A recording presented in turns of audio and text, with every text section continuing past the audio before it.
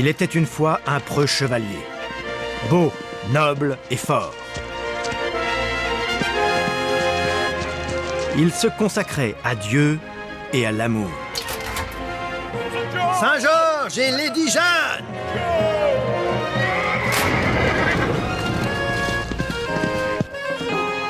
Partout où il allait, il apportait la justice et la clémence.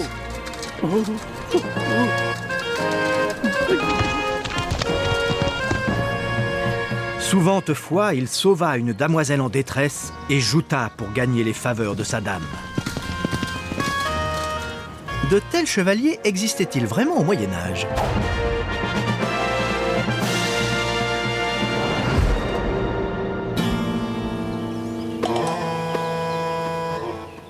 Ou bien ceux dont on se souvient ici, dans la ville italienne de Cesena, sont-ils plus typiques ?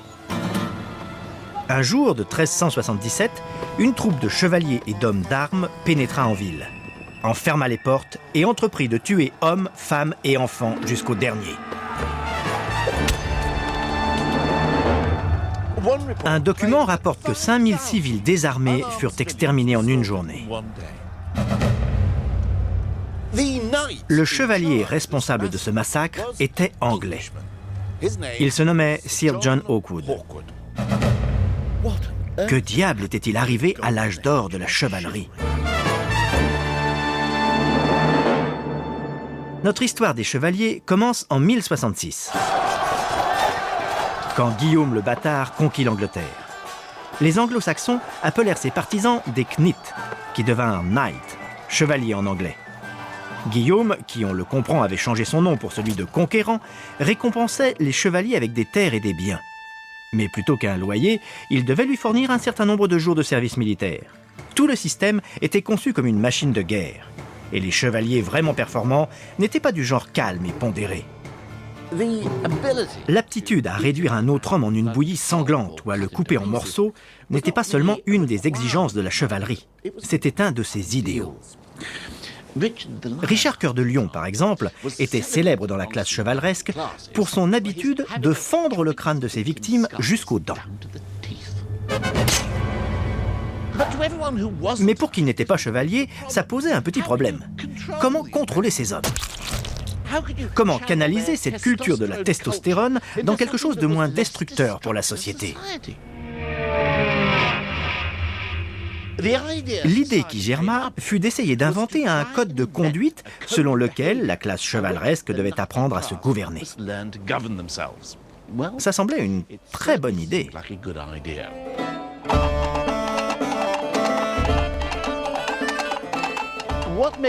Ce qui différenciait les guerriers normands, c'est qu'ils se battaient à cheval. Le guerrier monté est donc devenu le chevalier. Et c'est ainsi que le code de conduite des chevaliers, et en fait toute leur culture, devint connu sous le nom de chevalerie.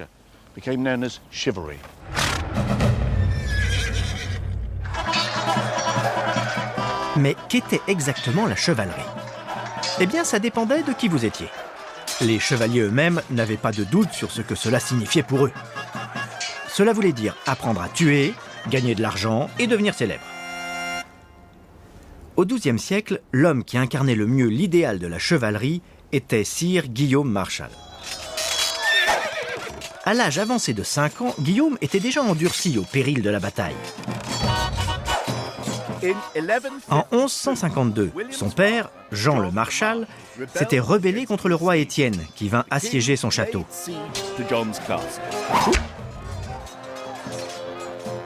Durant le siège, Jean lui remit son fils Guillaume en otage.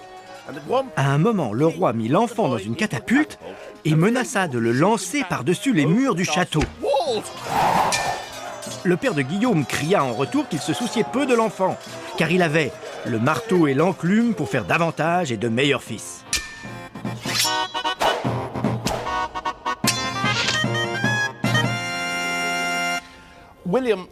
Guillaume savait parfaitement ce que c'était que d'avoir un père aimant et attentionné. Pour s'assurer qu'il avait bien compris, lorsqu'il mourut, son père ne lui laissa pas un sou.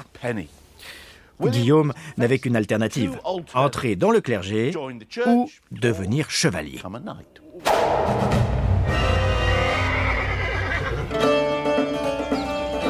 Il partit donc pour la Normandie, où son cousin dirigeait une sorte d'académie militaire. Ce qu'il y a appris m'a été démontré par Steve Mallett, spécialiste de la montre médiévale, et par l'historien Tobias Capwell. Ça a l'air effrayant. C'est l'idée. Sont-ils entraînés pour ça? Absolument. Il existe des manuscrits qui montrent des chevaux qu'on entraîne à ruer, à se lancer contre un bouclier tenu par un assistant. Le cheval est donc une arme. C'est l'arme la plus puissante du chevalier. Et quelle est la partie la plus vitale de cet entraînement? Le cheval est un animal de fuite. Sa première réaction, qui est parfaitement normale, est de s'enfuir en cas de danger. Steve lui apprend à dépasser son instinct naturel. L'entraînement doit amener le cheval au point où il devient une extension du cavalier. Ses jambes se meuvent comme si c'était celles du cavalier. Et quand ce dernier demande quelque chose, la réponse suit instantanément. Guillaume devait parfois avoir l'impression de perdre son temps, mais s'il était toujours fauché, au moins il apprenait à rejoindre la classe dirigeante. Il fait travailler les déplacements latéraux à son cheval. Il est extrêmement important de pouvoir changer légèrement de ligne en face d'un adversaire. C'est carrément de la direction assistée. Il s'est arrêté d'un coup. Absolument. Frein assisté aussi, c'est très important. Sa formation terminée, Guillaume fut adoubé chevalier par le comte de Tancarville. Il était enfin équipé pour gagner un peu d'argent. Et il n'avait même pas besoin d'aller à la guerre. Il y avait beaucoup à ramasser sur le circuit des tournois. Au tout début, un tournoi était une guerre miniature livrée pour le sport. La lice s'étendait sur des kilomètres et pouvait inclure des villages et des villes. C'était un peu comme le Grand Prix de l'île de Man. Sauf que les cavaliers se pourchassaient à cheval et se taillaient en pièces à coups d'épée. C'était très populaire.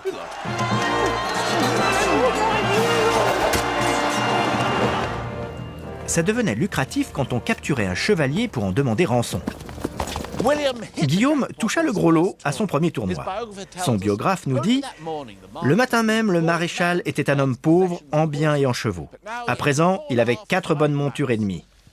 Je me demande ce qu'il a fait avec la moitié d'un cheval. Il l'a peut-être mangé. »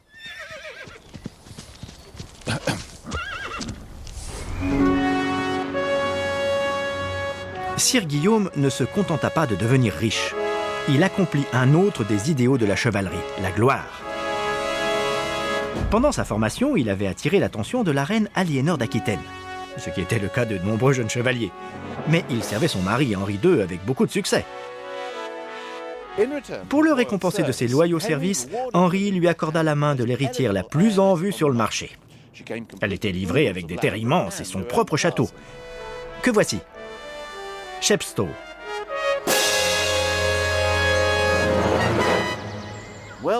Notre Guillaume sans terre était devenu propriétaire terrien.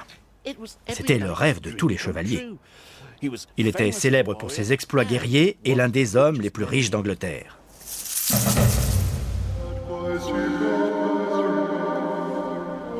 À son enterrement à Temple Church en 1219, l'archevêque de Canterbury appela Guillaume Marshal le meilleur chevalier du monde. La gloire, l'argent et l'approbation de Dieu. C'était ça la chevalerie, quand on était chevalier.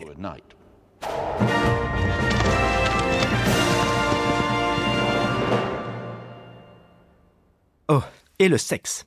Les chevaliers utilisaient la chevalerie pour justifier les choses qu'ils aimaient faire. La violence faisait partie intégrante du culte de la chevalerie. Et même, vous serez peut-être étonné, la violence sur les femmes. Selon le grand auteur de la chevalerie, Chrétien de Troyes, si un chevalier trouve une damoiselle seule, il se couperait la gorge plutôt que de la déshonorer. Mais, d'un autre côté, si la damoiselle est accompagnée d'un autre chevalier, et s'il lui plaît de livrer combat à ce chevalier pour gagner la dame par les armes, alors il peut faire à sa guise avec elle selon ses désirs, et nulle honte ou blâme ne s'y attachera. On peut dire que la chevalerie nous réserve de petites surprises. Pour les chevaliers, la chevalerie signifiait donc le combat, la gloire et la fortune.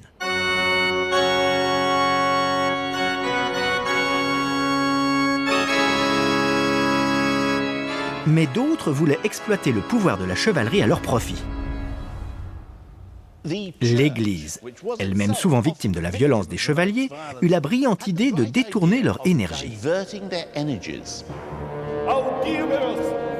En 1095, le pape Urbain II désavoua des siècles de doctrine chrétienne en annonçant que dorénavant, il était admis que des jeunes gens violents massacrent d'autres personnes tant que les victimes n'étaient pas chrétiennes. De toute l'Europe, les chevaliers se joignirent à la cause. Lors de la prise de Jérusalem en 1099, ils se vantèrent de patauger dans le sang des infidèles jusqu'aux genoux.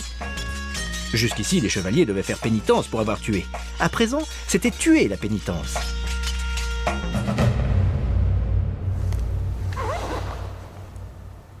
En 1276, le chevalier catalan devenu ermite Ramon Llull se dit qu'il ferait mieux d'établir un code de déontologie. Llull déclara que le premier devoir d'un chevalier était de défendre la foi chrétienne, puis son seigneur, puis les femmes, les veuves et les orphelins. Pour lui, même l'équipement du chevalier était plein de significations religieuses. La côte de maille le protégeait comme un château contre le vice. Le casque était le symbole de la peur de la honte des chevaliers. L'épée lui rappelait le Christ sur la croix. Le bouclier indiquait comment il devait défendre son seigneur. Et la lance représentait la vérité et la force. Dans le royaume, un troisième pouvoir avait tout intérêt à maîtriser la violence des chevaliers. Leur souverain sur terre, le roi. Pour garder les chevaliers sous contrôle, le roi leur offrait de bon cœur le prestige, le faste et tout le plaisir de se mettre sur son 31. De plus, les chevaliers à son service pouvaient pénétrer dans le monde imaginaire qu'ils aimaient tant dans leurs histoires. Édouard III, par exemple, ranima les traditions glorieuses, mais entièrement fictives, du roi Arthur. Le château de Windsor serait son nouveau Camelot, et il avait l'intention d'installer une table ronde de pas moins de 300 chevaliers. Il dut s'apercevoir que restaurer 300 chevaliers autour d'une seule table allait être un cauchemar pour le traiteur. Il se résigna donc à quelque chose de moins chic. Il créa 2 équipes de tournoi de 13 chevaliers vedettes chacune. Ils deviendraient les 26 membres de l'ordre de la Jarretière. Et voici leur demeure, la chapelle Saint-Georges à Windsor.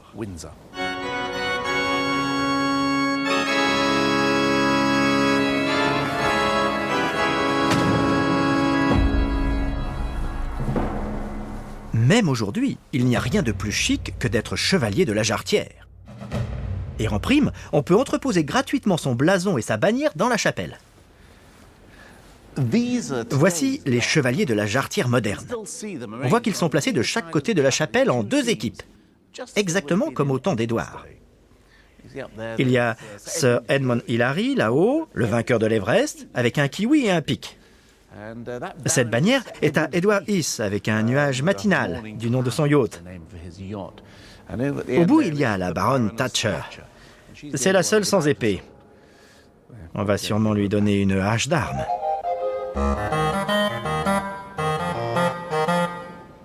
Mais pourquoi les chevaliers du Moyen-Âge se sentaient-ils obligés de coller des cygnes ou des arbres sur leur casque? À quoi servaient les bannières? La réponse est simple. De nos jours, nous reconnaissons les gens célèbres à leur visage.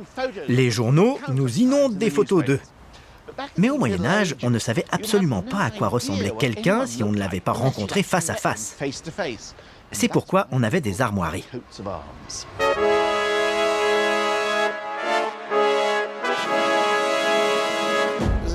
David, si on m'accordait un blason pour dire aux gens qui je suis, à quoi ressemblerait-il ? Nous avons préparé un brouillon qui montre ce que vous pourriez avoir. Le meuble principal de l'écu est très simple. C'est un grand serpent jaune. C'est un python doré en référence au Monty Python. En chef, les animaux sont toujours ce qu'il y a de mieux. Et on nous a dit que vous étiez dominé par un chat tyrannique chez vous, alors on l'a mis là. Et il tient une plume pour symboliser votre carrière d'auteur. J'aimerais souligner que le chat n'écrit pas à ma place. Je vois qu'il y a une devise. Messias non est. Vous savez ce que ça veut dire? Il n'est pas le Messie.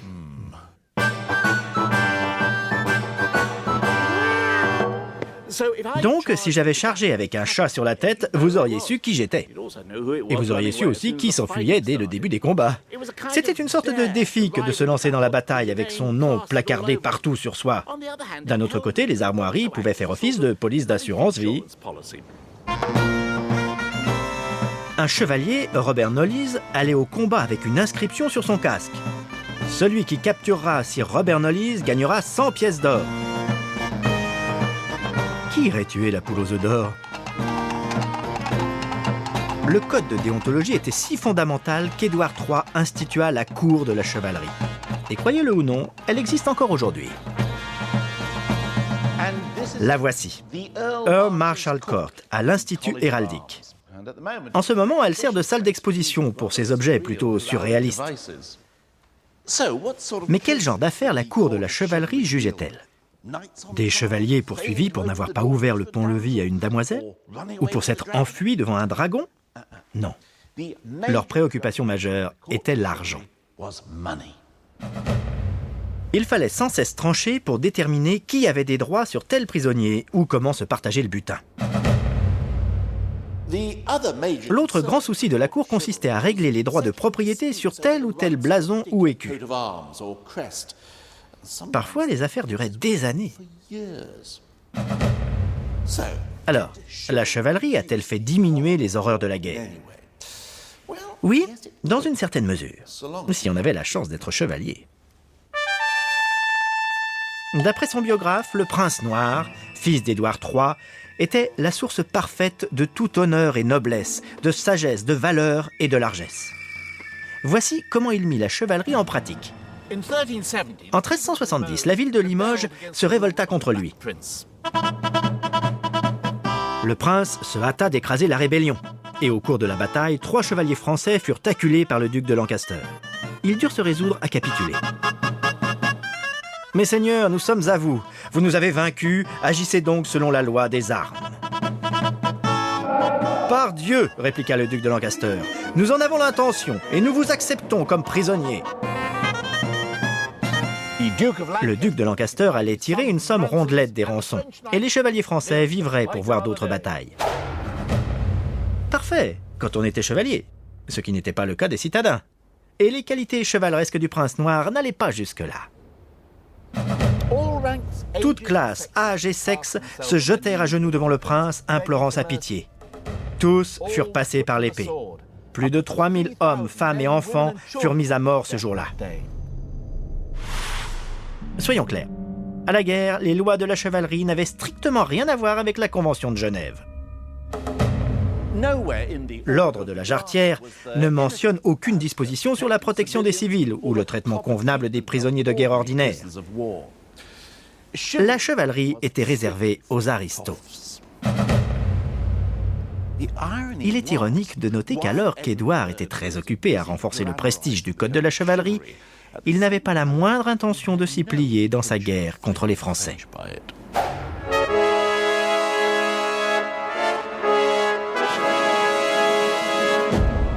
La composition de l'armée qui traversa la Manche avec lui en 1339 était fondamentalement différente des précédentes.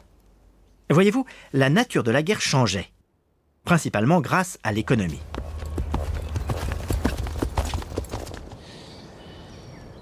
Au XIVe siècle, comme aujourd'hui, la course aux armements était acharnée, et les chevaliers devaient dépenser de plus en plus pour aller à la bataille. Depuis l'époque romaine, la pièce standard était la cotte de maille. Mais le développement de la technologie des missiles mit sur le marché une nouvelle flèche capable de la transpercer.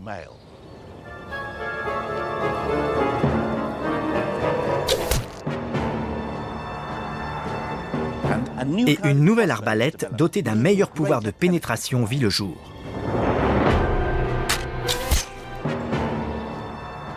Les chevaliers cherchèrent donc une plus grande protection.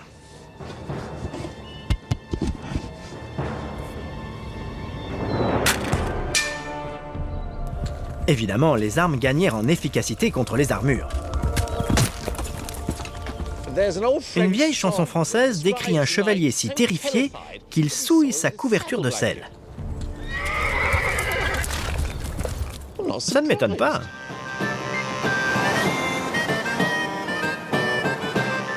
Les dépenses montant en flèche, de nombreux membres de la noblesse terrienne tentèrent d'échapper au service militaire.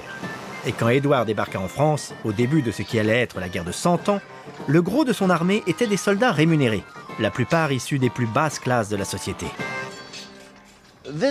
Cette armée comportait un autre élément qui aurait suffi à n'importe quel noble chevalier pour souiller son tapis de sel. Malgré ses beaux discours chevaleresques, Édouard préparait aux Français une surprise particulièrement terre-à-terre.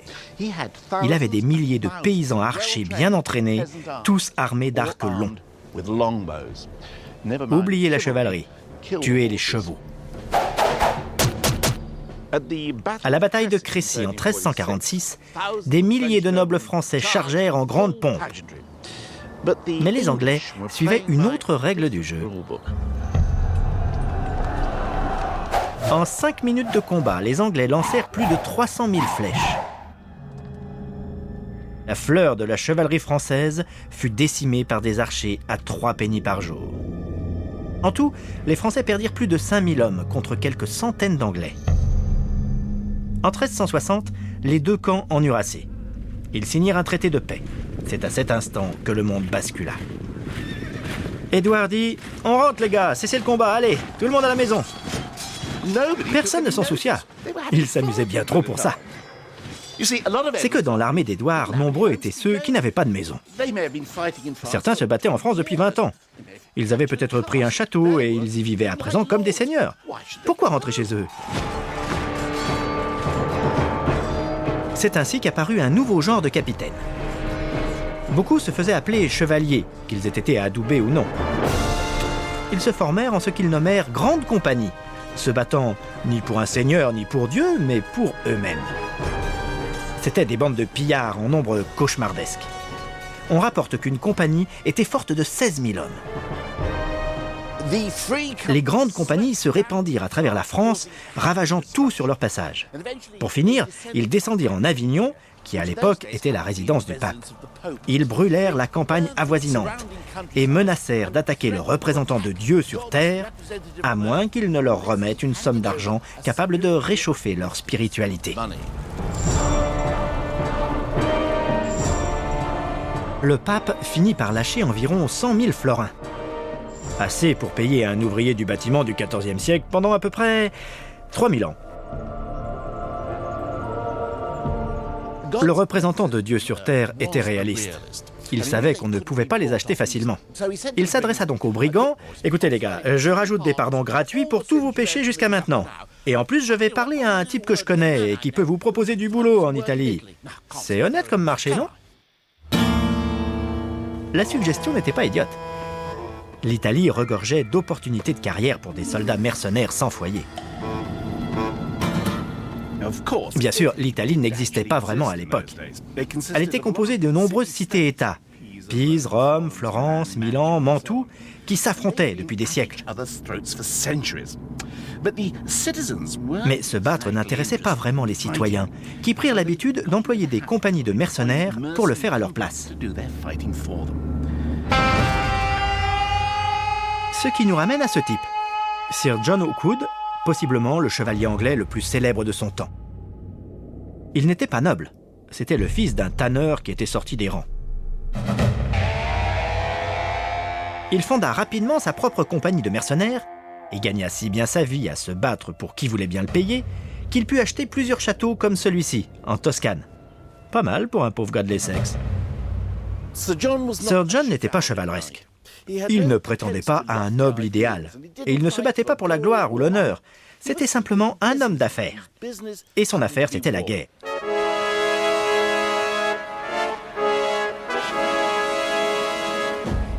En 1377, Hawkwood était sous contrat avec un certain cardinal Roberto. Ce dernier s'était querellé avec les citoyens de sa ville, Cesena, qui avait tué quelques-uns de ses soldats. Toutefois, Roberto, magnanime, leur avait offert l'amnistie s'ils déposaient les armes. Bêtement, les citoyens de Cesena pensèrent qu'ils pouvaient croire en la parole d'un cardinal, prêtre de l'ordre des saints apôtres.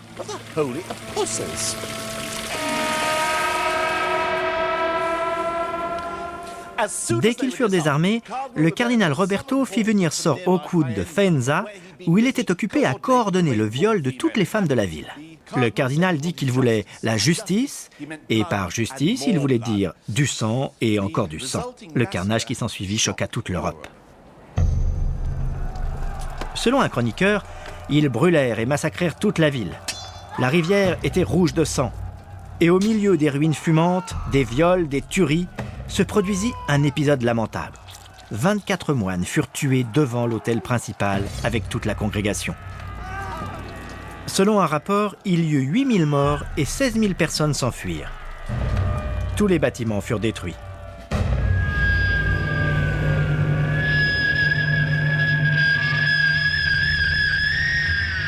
Néanmoins, ce genre de choses n'était pas pour ternir la réputation d'un homme d'épée. Tout au contraire. Et durant les 15 dernières années de sa vie, Hawkwood fut au service plus ou moins permanent de la ville de Florence.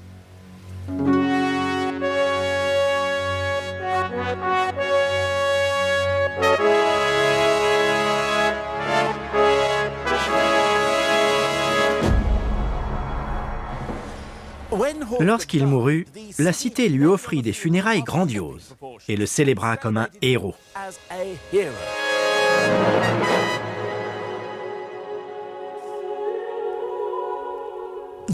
Les Florentins ne perdaient jamais le sens des affaires.